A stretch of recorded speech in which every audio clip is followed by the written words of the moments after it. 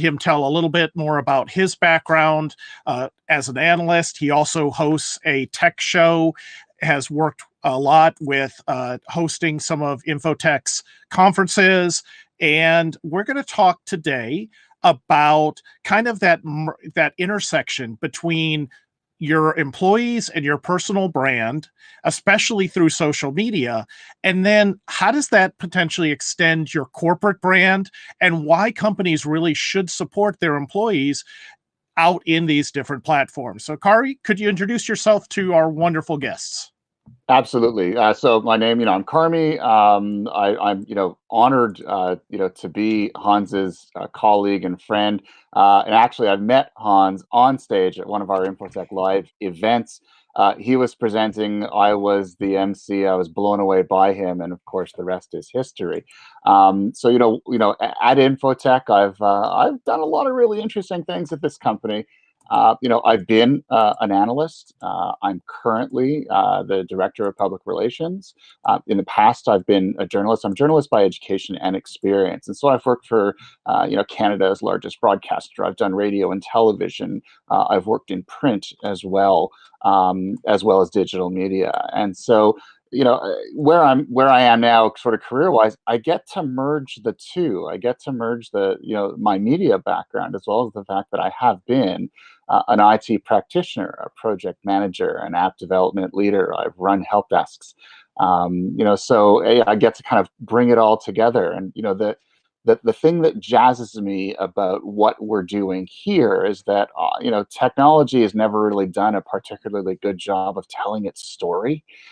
So that's what I get to do, is I get to use my square peg in a round hole background to help this incredible field relate better to folks who may not necessarily see themselves as tech savvy, but it touches their lives every day. So how do we do that job more effectively? How do we help people in the technology industry plot a better path? And that's part of today's conversation. Is you might be an employee at an organization, but you have access to all these incredible tools, social media, apps, platforms, including the one we're using today, HAPS.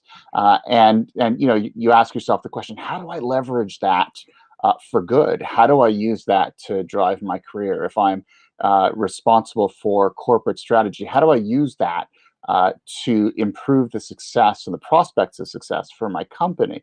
We live in a bit of a golden age, and so to be kind of at the nexus of this, and to have the opportunity to talk about what those best practices are and how we can start using them in our own lives today is really exciting. And that's why when Hans asked when you asked if I could join in, I was like, oh, wild horses can't stop me. So just thrilled to be here today. Fantastic. Well, why don't we start kind of from that personal perspective and then expand out to some of the general principles. So InfoTech Research Group is a research and advisory company that is designed to help IT organizations transform, evolve. So, if we all had unlimited budgets, we could bring in lots of companies and consultants. We could easily make lots of mistakes until we get it right. But for a lot of organizations, there just isn't the time, there isn't the money. You just can't retain staff if you're trying to learn on the go. And where InfoTech helps fill out is, here's what we found can actually help you across any of these areas. And so part of that is you host I'll say pretty much weekly, although depending on the news, pops up, YouTube program called the Tech Brief. And it really helps translate what's happening in technology, where people may need to go for assistance, but from a personal perspective. So how did that come about? And how do you translate these things from data breaches to the newest smartwatch into things that could help IT organizations evolve? Well, I think as human beings, we always ask ourselves the question, what's in it for me? How does this affect my life? And so that really was the genesis of the InfoTech Brief, was that we were coming out with all this great research, and we wanted to find a better way to relate that to a new audience. Obviously we're a marketing driven organization. We always want to grow. We want more people to be as excited about what we do as we are. And that's what the InfoTech Brief is. It's designed to spread sort of the message of our expertise. And so it'll take our research and it'll relate it to something that we may have seen in the news. So for example, SolarWinds, the Yeah. SolarWinds breach is turning into one of the most significant cybersecurity stories of the past year, if not longer. And so, if you are just an average individual out there, it doesn't matter where you work, what your title is, what company you're with, you're seeing these headlines and you're going, what does that mean to me? Should I be concerned about it? And that's really what the InfoTech Brief is designed to do. It's designed to, within a 2-minute window, they're really short, they're really focused, to kind of explain what is this issue that you're hearing all about, what are the implications of this issue, and what should I do about them? And then, of course, we point you toward a piece of research that is relevant to this. We're constantly publishing, but what is the one specific blueprint that is most relevant in this case that can start that conversation? And you talked about, we're always trying to we're always trying to do better in our roles, get answers. Wouldn't it be cool if you had an expert literally standing over your shoulder to give you the answer that you need? That's what we do. We connect you with the folks who have done the research, who have worked with other companies. And so what the InfoTech Brief does is it layers over all of this, all of the research and great work that we're doing, both internally as well as with the members, the clients that we work with. And it gives you kind of a new and cool way to get into it. You don't have to read a big blueprint if you don't want to, but you can certainly watch a 2-minute video and then decide if that's something that's relevant to you. It's one of the reasons why YouTube is as huge as it is. We can all watch a couple minutes of video and then learn something from it. And so every week I get an opportunity to tell those stories. And I get an opportunity to relate that to folks who are looking for answers to questions that have probably been bugging them for a while. And if you haven't seen that yet, these videos are broadcast on YouTube. So, as you said, a great forum to reach an audience. They're very quick and succinct. And also, Carmi and I, Carmi especially, will also repost these on LinkedIn. So check it out there. I actually added a link into the comments. So if you want to check out some of Carmi's great work.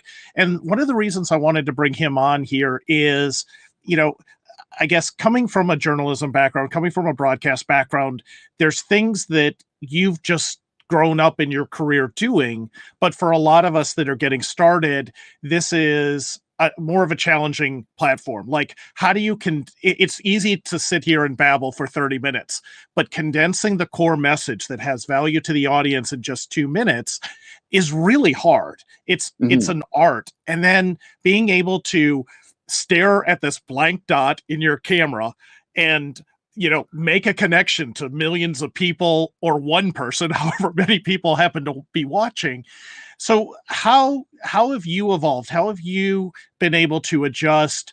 And specifically, before a lot of this was recorded live at one of the offices, which was gorgeous and beautiful, and now we're all 100% virtual. How did you change to get that same passion, that same energy, that same focus, but now sitting inside a box without that support group that works so well for us when we're in the office? Well, one of the things I love about sort of where we're at in 2021 with technology is that it's become democratized. Like when I'm staring into a laptop and I'm surrounded by camera equipment and computer equipment that is so incredibly sophisticated, it's better than what I would have encountered in a studio even 5 years ago.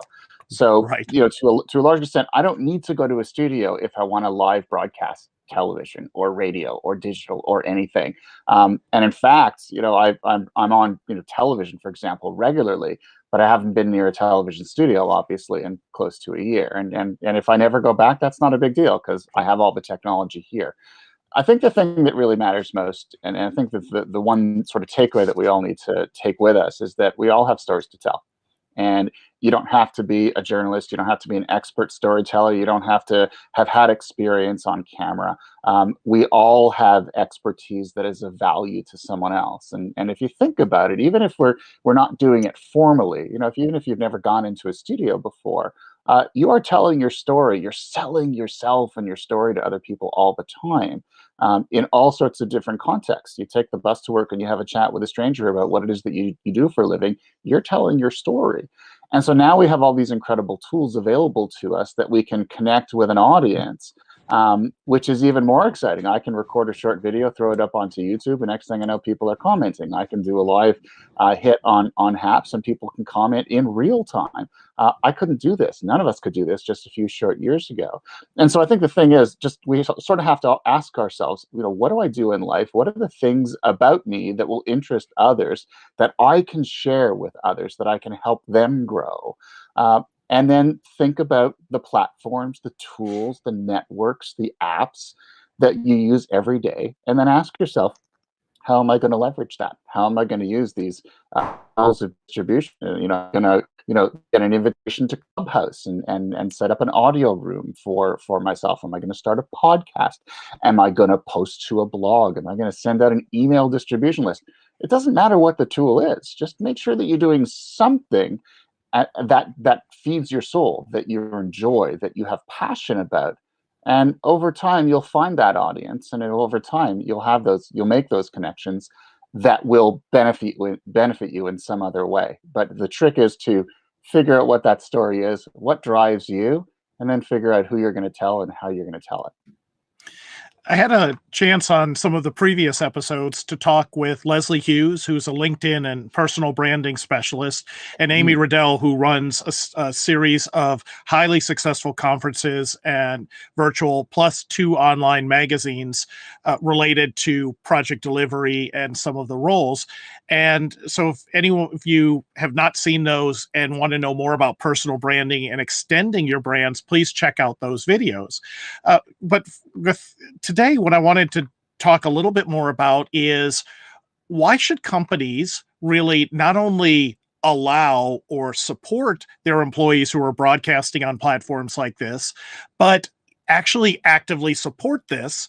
Because where does it help companies? What's in it for them to support employees who want to maybe have a daily update or a weekly blog, or maybe they're writing posts on LinkedIn? Why would companies want to look for employees that are willing to put in that extra effort? Well, I think there are 2 ways to look at it. If you're a company, if you look at your expenses, talent represents, for most organizations, the biggest, by far, line item, the biggest component of their budget. So you're spending huge dollars on people, first of all. So, doesn't it make sense to get the most out of them? Doesn't it make sense for them to be happy? Doesn't it make sense for them to have opportunities to grow themselves? And I think we all know the answer to that. It's an emphatic yes on all counts. On the other hand, if you are an individual, right? If so, you're one of those people. How do you define yourself? Do you define yourself just by the job that you have, or do you define yourself by the things that you do that add value? So, my argument has always been, we're much more than a job title. What we bring to the table is a package of unique skills, and each one of us is a unique combination of those skills and abilities and aptitudes. And that kind of stuff doesn't really translate well into a LinkedIn profile or a resume or a job application. But you can certainly find other ways to tell that story and to let people know what a uniquely gifted and capable individual you are. And so, do you want to go through life having just one job title after another, or do you really want to improve the world around you by sort of coming up with better ways to leverage those skills that you have? So organizations want to get more out of their people, and their people want to get more out of life. And so you put the 2 together, and I don't want to live in a world where an organization would not want me to have that voice.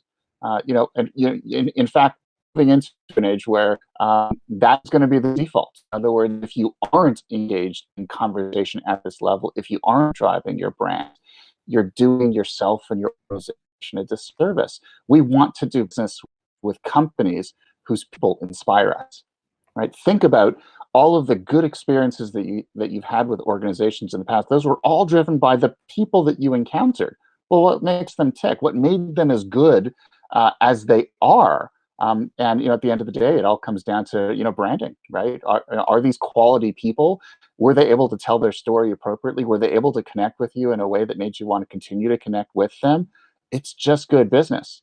So if you're a company, I think you sort of recognize that there's this untapped potential in the people who work for you, and you want to allow them the room to explore that potential, grow into it, grow, and ultimately drive their value into your organization's value. Otherwise, you're just like any other company. You're not differentiated, and you're not going to be able to hook into the folks that you're trying to sell yourself to. Right. So even on a surface level, there seems to be really two key value propositions here. One is it is helping promote employee growth, which according to Daniel Pink in Drive is, learning new skills, pushing your bounds, getting more out of the job is an important intrinsic value that helps companies get more engagement. And then the second is, companies are always looking for net promoters. And a net promoter is not just somebody who loves your product, your services, or brand, or might be loyal. They love it so much they're telling their friends about it. People talk about the cult of Costco because everyone tells, hey, did you see what Costco has and how good they are? And I think a lot of companies, to your point, forget the fact that their employees could be one of their most powerful net promoters of their brand, of their services, because they are at the company. If they really love it, they're a great way to talk about it or even to talk about things that are related, and that reflects positively on the brand. The companies that are, I could not agree with that assessment anymore. And I think, to me, I think that's everything. That explains, or it, lays out the ingredients for success in this era. It's all driven by people. Think of the most successful brands on the planet. Disney, Apple, Nike. These are companies that have enabled their people to drive the brand experience. No one goes to a Disney park and doesn't come away blown away by just how good their people are. I can go to any amusement park anywhere on the planet, but the level of training and engagement that are provided to Disney employees, off the charts, and that creates a differentiated experience.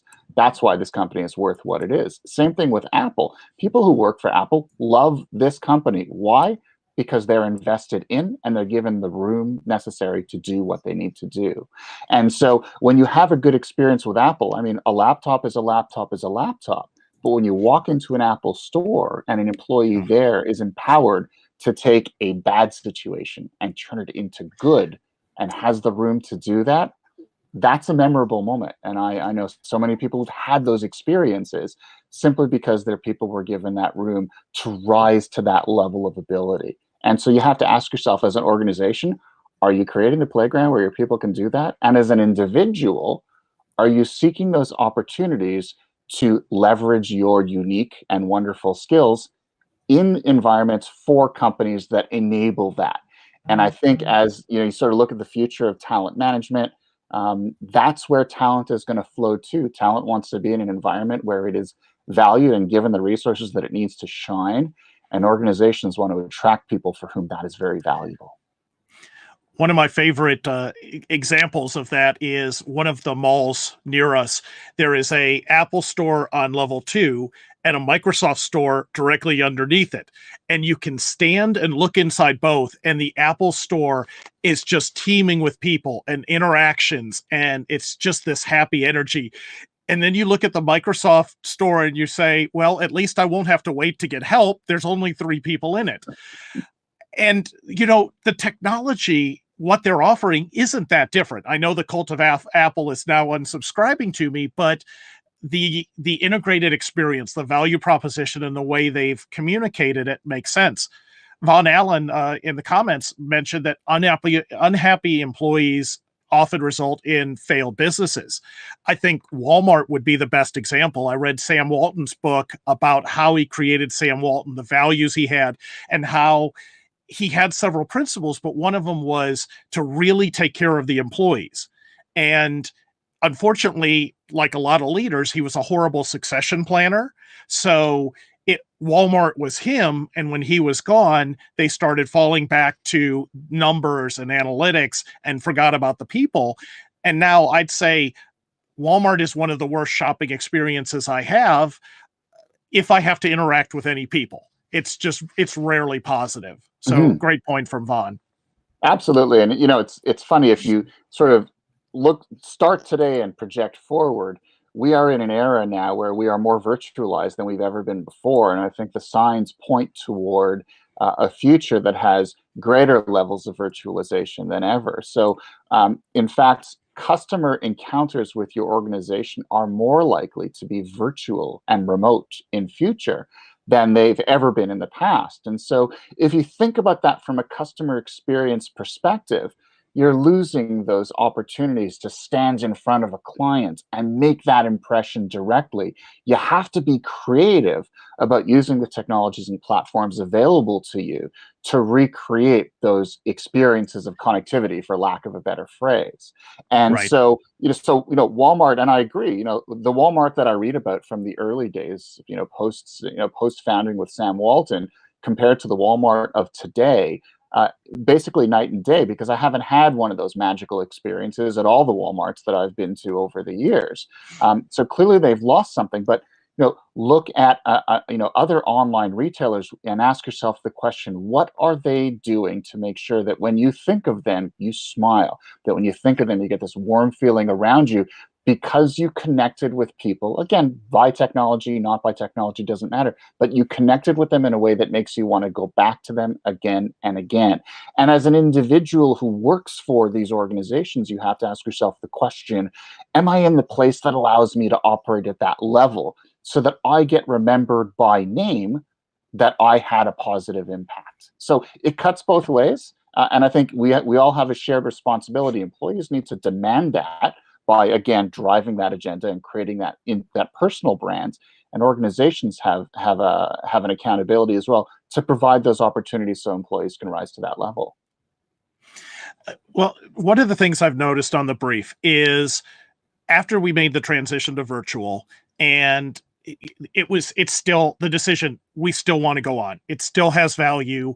How do we make it work? One of the things that's been amazing, if we watched from the transition from the live video to all of the ones since then, you still have the same energy, composure, joy and happiness. Even though it's only 2 minutes, that is a powerful 2 minutes, and it comes across like the final cut in a movie. It's, I'm hoping to emulate how you are on camera. And Michael asked, with all of the stress, with all of the changes, with the fact that a lot of us might be spending 8 to 10 hours in front of the camera, how have you coped? How have you maintained your energy? And how do you get camera ready for things like this, where it matters more than maybe we're just having an internal meeting and, if I spill my drink and clean it up while we're talking, nobody cares, but you just can't get away with that on a real video. No, you can. The rules are definitely a little different, Hans. I'm totally with you there. I think mindfulness is an important part of all of this, and I think the broader issue is, here we are 11 months into lockdown for most of us. It's hard. Let's be honest. This is quite the marathon. The mental health challenges of working and living in isolation for many of us are very difficult and overwhelming. And I'm not going to lie, I struggle with that every day. But at the same time, I'm highly mindful of what I've been given. In other words, focus not on what you've lost, but focus on what you have. And when I look at it through that lens, I'm in a comfortable home. I'm surrounded by my family. I get to see them during the day. I get to play with the dog at lunch. There are little things like that, but little things do sort of take on an outsized importance at times like this. And so I simply remind myself of all of the things that I do have and the blessings that I have. I have this awesome opportunity to create videos and share them with an audience, talking about topics and issues that I'm very passionate about. How many people can say that? How many people can have that opportunity? So I realize just how lucky I am that I work for an organization that values it at the same level that I do, and feels that I should continue to allocate my resources toward this, that surrounds me with a production team that, before pandemic, I would, go to the office and we would work together and shoot and they would edit. Now I've set up the camera equipment in my home and I send them the videos and they edit it. So we work together virtually. How lucky am I that we were able to pivot that way? So it's very easy to get into that groove and to sort of feel that positivity, because the truth of the matter is I've got a lot, whereas a lot of people sadly do not. And I'm constantly reminding myself. My dad, used to have a phrase. He said, always remind yourself that there's always someone who's worse off than you. So get rid of the "woe is me" gene. It's not Mhm. part of your DNA.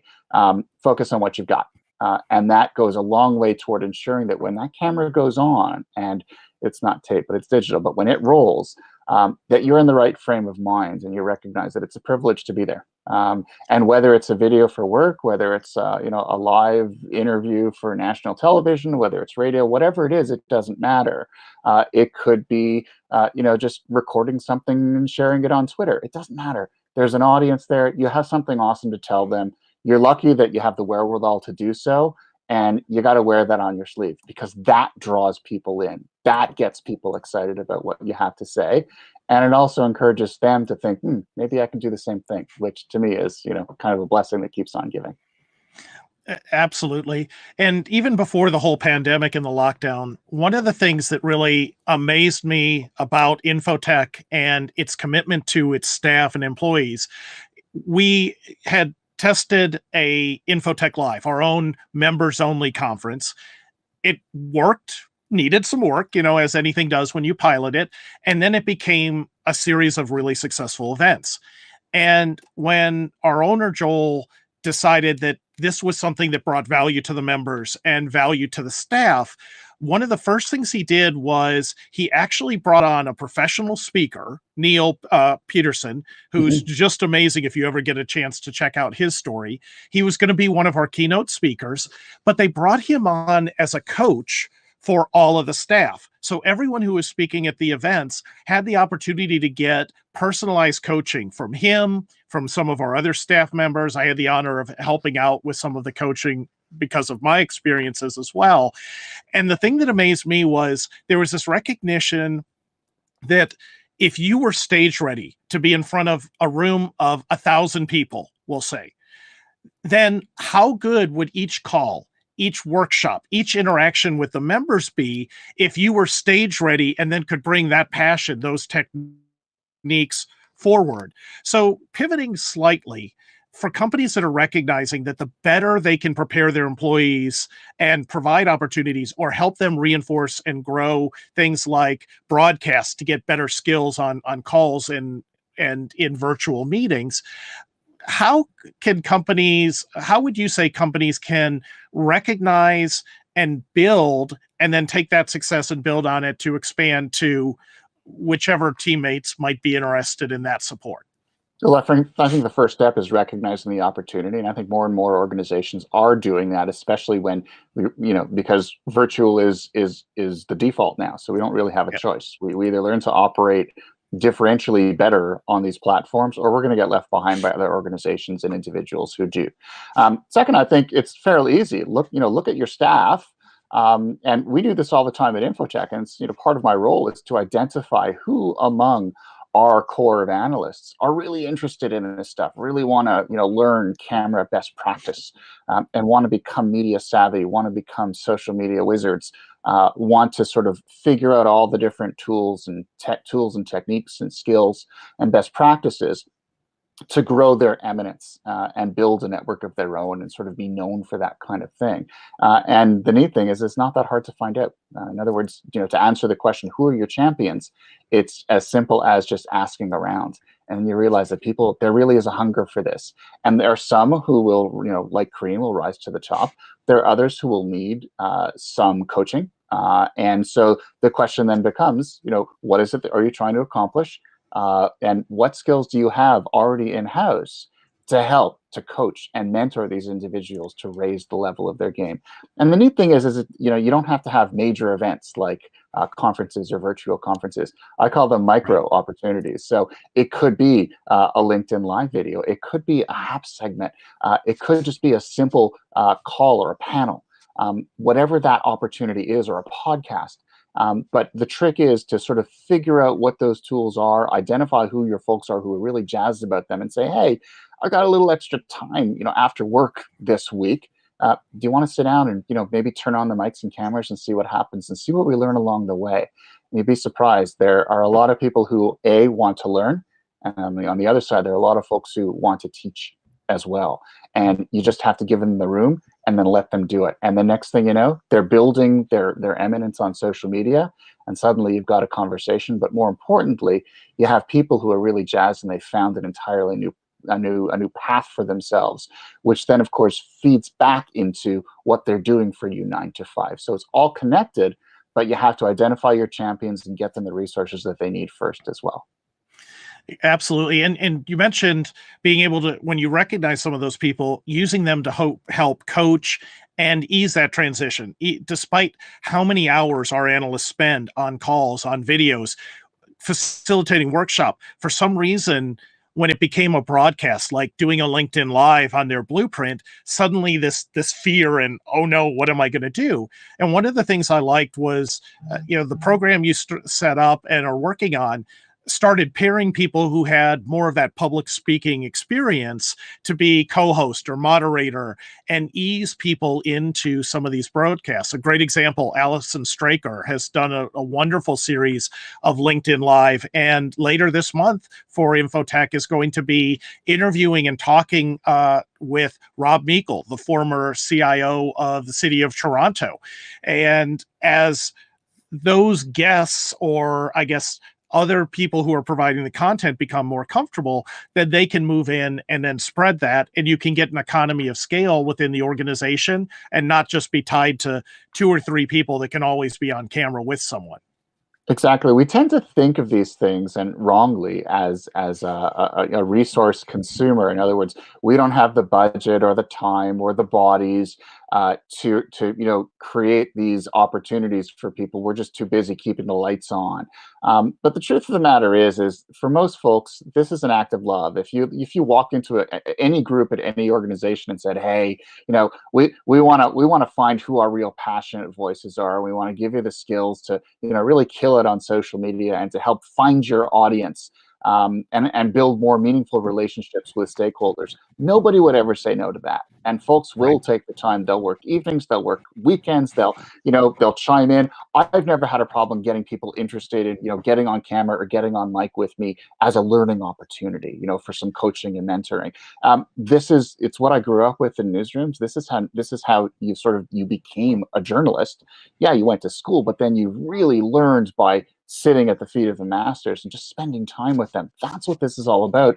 And no one's going to say no to that if they're really interested in growing. That's when you've got really great talent and you've identified them and you've engaged them. So the potential is there, and I think organizations just have to kind of put the opportunity in front of their people and then just let them go, let them pursue it. It isn't rocket science. Learning this is not. I don't think it's outwardly difficult for too many people. It's ultimately simpler than it seems to be. A lot of folks go, "That looks really hard what you do." No, it isn't. A little bit of practice, it becomes fun. And so I think we just need to sort of put ourselves in positions where that learning happens organically and then reap the rewards. Absolutely. And I think, the thing that seems to really get in our way the most is the fear. And I know I saw this a lot of the speaking circuit, especially with newer speakers. The fear, 2 things. One, the imposter syndrome, the fear that I'm on stage pretending to be an expert on something, and people in the audience might have more experience. And I think as individuals see that it's their perspective, it's the way they're telling the story that has the value. I'm not the greatest expert in anything I talk about, but I happen to be good at simplifying it and making it available to an audience so they can consume. Same thing you do with the brief. You take like these massive, really complicated issues, and it's like, let me break that down. Here's why you should care. Here's why it's important. And if you're in this boat, here's the paddles or the jet engine. You decide which way you want to go. As we're looking at this and maybe supporting people who are doing their own podcasts, their own video broadcasts, I know the organization has been really helpful in creating some channels for people to test and get out, which has been amazing.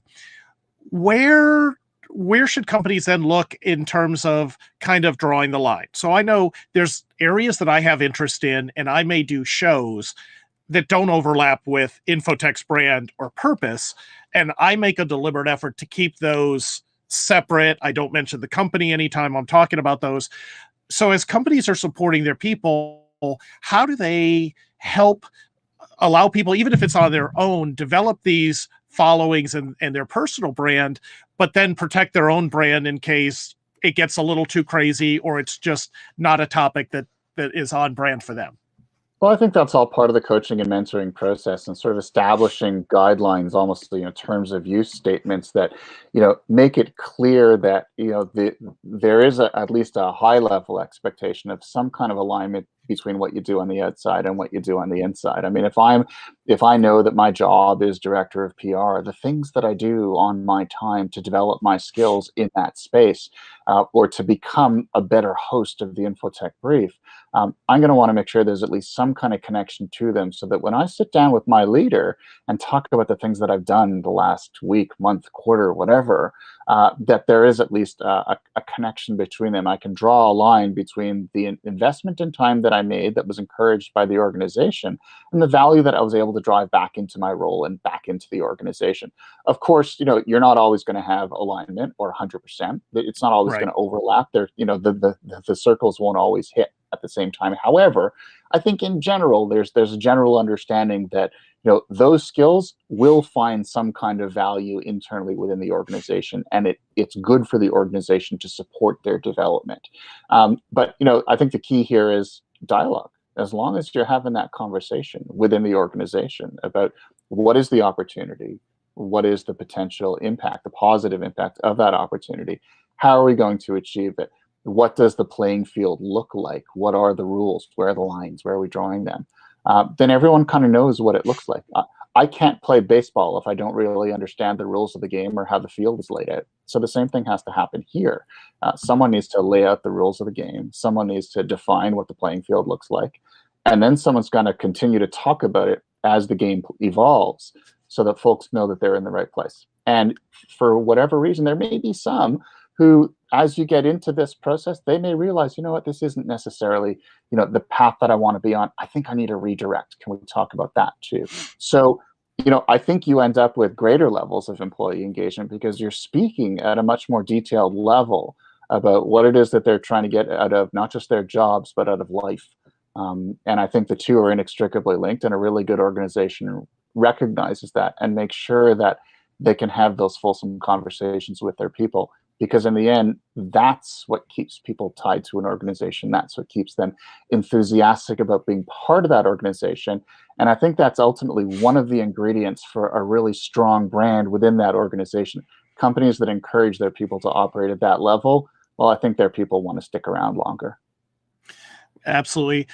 Not too long ago, I had the honor of doing an industry spotlight on professional sports as my research cycle topic. And one of the surprising things I found was looking into the role of social media management and social media monitoring for professional sports.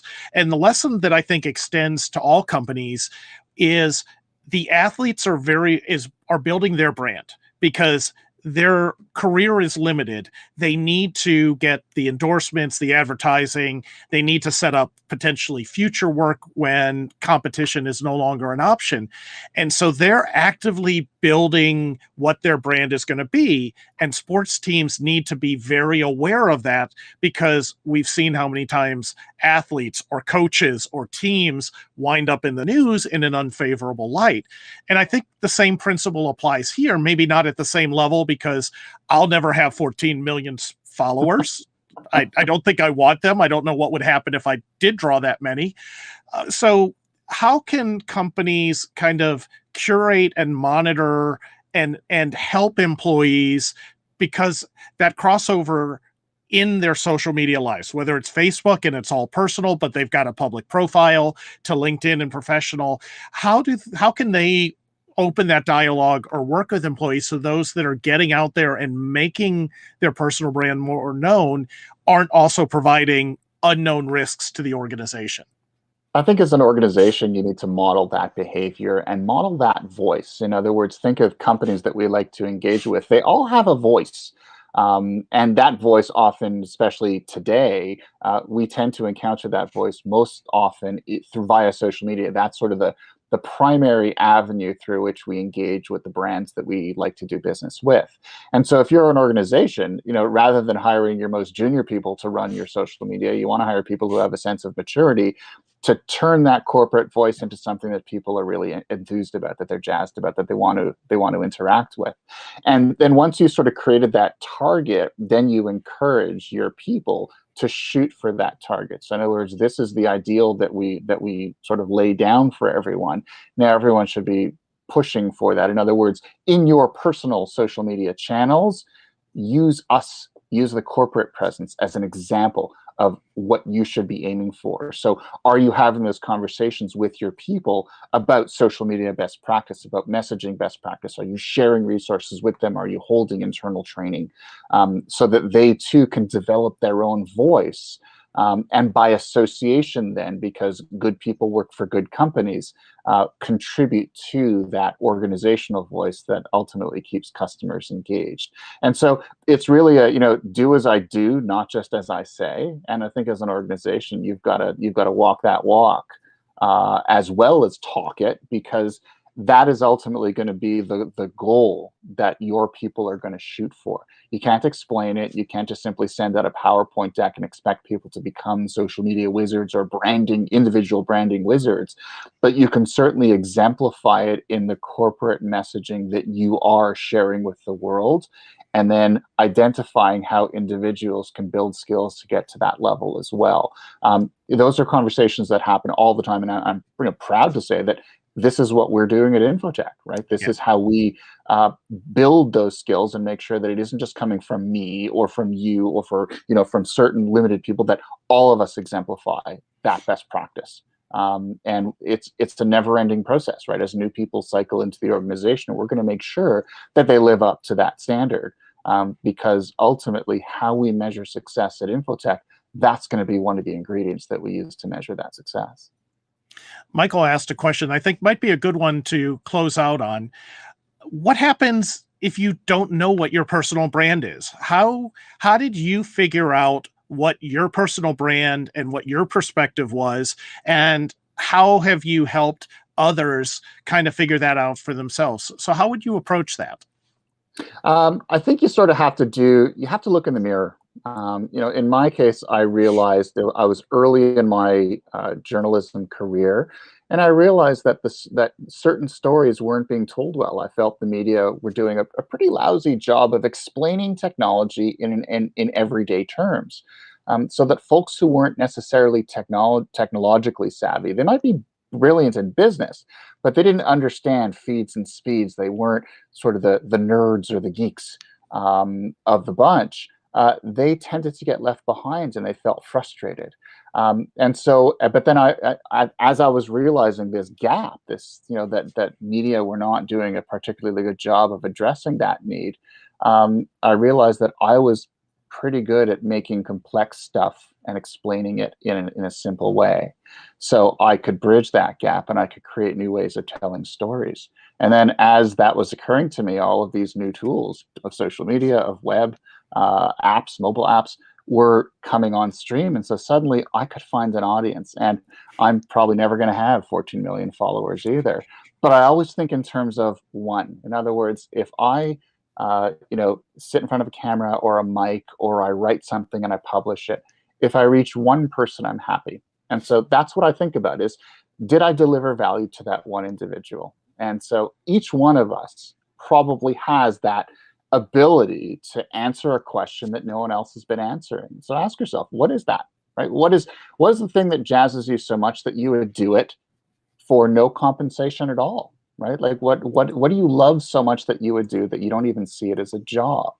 And then figure out what tool you want to use, and who you want to tell that story to. Who needs that answer? And then go. And if you reach one person, you've done well. If you sent out one tweet or one blog post and somebody commented and it started a conversation, you've succeeded. And then you build from there. It scales, and the momentum builds. And so the trick is to constantly throw things out there. Create. In my case, it was It was a pipeline of ideas that I was constantly looking for new ideas to write about, to talk about, to share, to do interviews on, that I always had something new to talk about. What are all the new things that you want to talk about, that you want to share, that you want to get out there? Create that storyline for yourself, and you'd be absolutely surprised at how many people are out there who really do want to listen to what you have to say. It's all a conversation, but people will be drawn to you if you're super passionate about it. And I'm, pretty lucky that I've been able to cultivate a bit of an audience of people who weren't getting the answer elsewhere, can get it from me, and we can have an awesome conversation in the process. The rest is gravy, because once it gets going, you realize that it's really not that hard to keep going, but it's taking that first step. That's the hard part. Absolutely. And Carmi, thank you so much. You shared some amazing insights. And I think maybe that's probably the best, if there was just one great takeaway for people, is really it's not about what we think is interesting. It's not even necessarily what our passion is, but how can we translate that so it has value to the audience? How Mhm. can we make it important so that they're coming away with something that justifies their time, their interest, their action? And I think really flipping that script is probably the biggest single change that anyone can make as they're presenting, as they're talking to people, is thinking about what is that value the other person's getting from. Any parting thoughts or comments that you'd like to share for this episode? Yeah, I think you touched on it before, that for some folks there's fear. You're standing in front of an audience of C-level executives or experts in their field, and it's very intimidating. Or we're speaking to them online, and there's this huge audience out there, and they're all looking at us, going, well, you're an imposter. We tend to view this process as a zero-sum game. In other words, we have to be the experts, and everyone else has to kind of be looking up to us. And that's not the way it is. The truth of the matter is I know every time I do a podcast or a segment or a television news hit, I know that there are captains of industry and absolute experts out there who can lay waste to me in terms of credibility or credentials. But the truth of the matter is I have a story to tell at that moment, and I still have an opportunity to teach. And so everyone can learn something new. Just because someone may outrank me doesn't mean that I can't add value to them.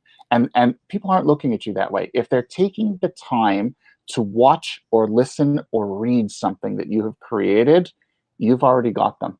And there's your opportunity. No one is trying to knock you down. And in fact, one of the sort of the key issues of social media today is finding those venues where there is support, not disagreement, negativity, and trolldom.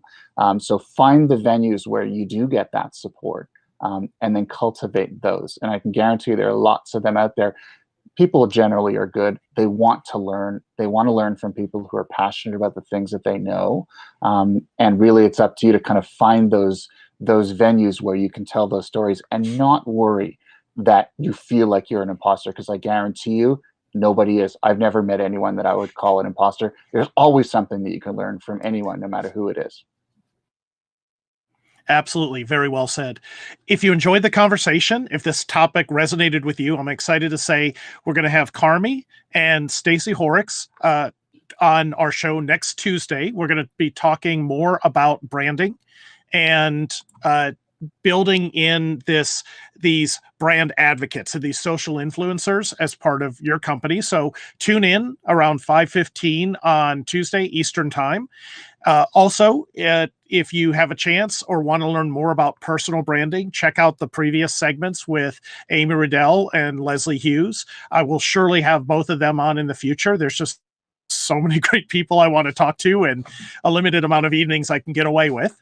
And also, if you want to see a more casual conversation about what's going on in business, what's in the news, how we're reacting to it, tune in on Sundays. Time to vary depending on when our guests are available, but subscribe to Michael Bathurst. He hosts the Sunday Light Business Chat. Carmi's been on, so check out some of the previous episodes there, and we'll be doing it again this Sunday. So Carmi, thanks again. I really appreciate you bring such a wealth of experience and knowledge, and you've helped the organization grow by exposing us to things that we just would never have a chance to work with someone that has your background in a normal state of affairs. So thanks for sharing your time here, and it's always great to talk to you. Thanks so much, Hans. I so appreciate just even being asked here, and I think we're on to something, and I'm looking forward to seeing where this conversation goes, both next week when we speak with Stacy, as well as other segments in future. So thank you. I'm deeply indebted. Fantastic. Thank you, everyone. Please continue to be safe. Don't let your guard down, even though the fatigue has set in. We can get through this. So thanks, and we will see you on Thursday. I'm going to be talking with Valence Howden, tremendously bright, wonderful individual. We're going to be talking about IT governance, which sounds like the most boring thing ever, but some of his core principles to approaching governance are really applicable in a lot of areas. And I'll give you a hint. It's all about making sure that accountability is assigned where it actually exists. It's not about control. So look forward to seeing everyone on Thursday. Thanks to everyone who tuned in, and please stay safe.